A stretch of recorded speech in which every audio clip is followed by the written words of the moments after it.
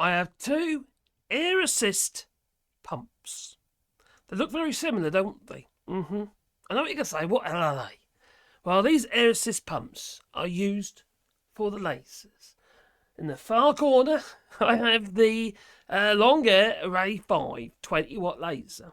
And in this near corner here, we have the only just assembled Longer B1 40-watt laser. Now, both these lasers will be used with an air pump, air assist system.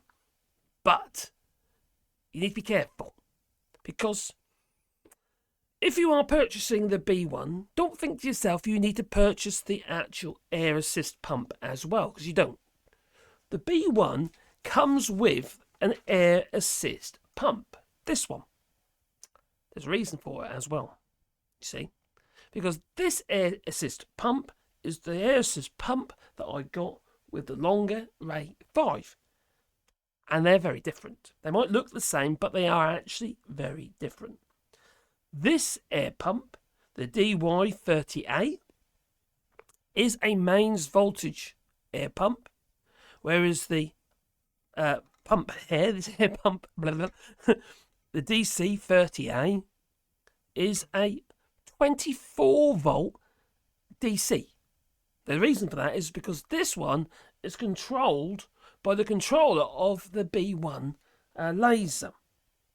Now, I don't know how loud the DC one is yet, but I imagine it's going to be very, very similar to the AC air pump. Now, all they basically do is blow air. That's pretty much it. Okay? Yeah.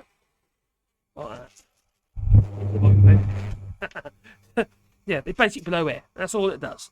And you can adjust the flow of the air with a valve, which is a part of the assembly of the actual laser itself. Now, it's not much more than a large air pump for a fish pond. Fish tank, like an aquarium. That's pretty much all it is. That's just pumping air out of there. And, it's a reasonable amount of air. There's quite a puff coming out of there. It really is.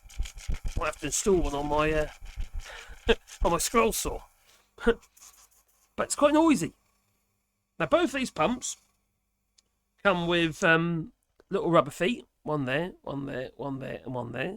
And obviously that is to prevent vibration. Without them, it'd probably sound... Let's put that on there first, so I'll scratch it.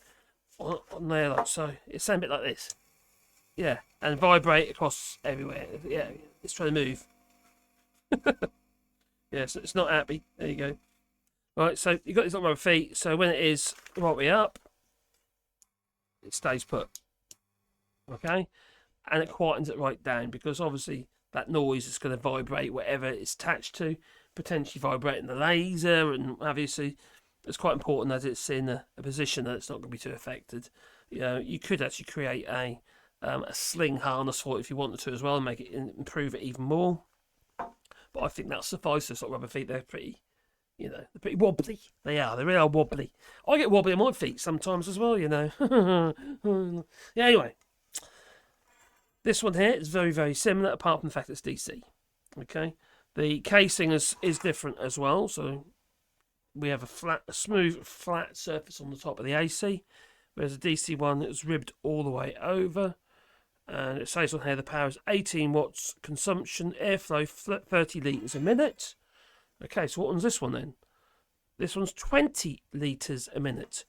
The DC one is, well, a little bit more powerful.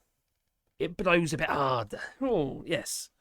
So, it says on here it requires earthing. Right, there's actually a little earth screw on the side of the actual pump itself. I thought it was a bit on the overhead camera, you can have a better look. There you go. Right, so there we are. Hopefully it's in focus, because this camera's a bit fussy. So as you can see here, you have this little screw just there. So you need to earth it, okay?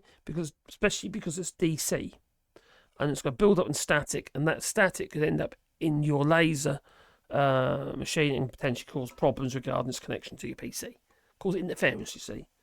Now this one Also says earth on there, but there's no earth screw in it. They've blocked it from the inside because it doesn't need it. And why is that? It's because it's a mains one, it's an AC one. It's already getting its earth from the socket itself. It has an earth cable in the socket, in the cable. So that's where it's getting its earth. So they've used a similar case. This case here, it's probably used on some of the DC air pumps, although they look a little bit different. This one's nicer finish actually than that one, to be honest. The same with these plastic castings here. They look a bit better quality than on the DC version. But this one comes with the B1 laser. It's not an extra. No. They're both pretty heavy things. Pretty substantial. And they're both going to do the job, I imagine. But, when you've got the noise of this, and as well as the noise, probably can't hear it because I've got the microphones facing the other way. Let's bring it out. Got that noise, plus the noise of the fans in the laser itself, the whole thing, and on motors and everything, it can get quite noisy. So you might want to bear that in mind when you're actually operating your laser. That you must. Alright, so anyway, they're the air assist pumps.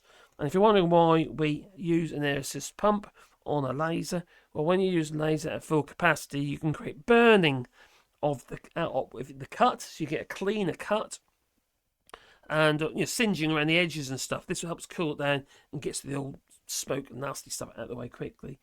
If you're doing deep engraving, what have you, it's also very good for that as well. For what I've found so far, I've used it with and without so far, and I've been practicing because I'm quite new to this laser lark. That I am, you see. Yeah.